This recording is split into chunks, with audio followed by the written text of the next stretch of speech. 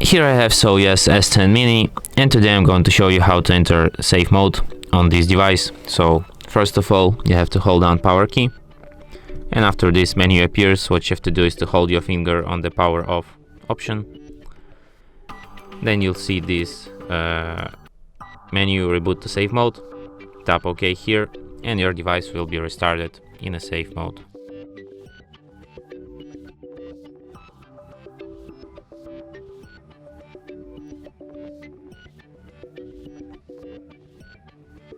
And as you can see, the sign says safe mode, which is the proof that we are in a safe mode now.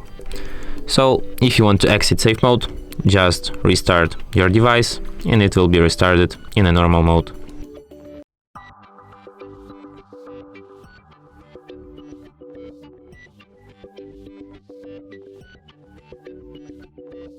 And that's it. Thanks for watching.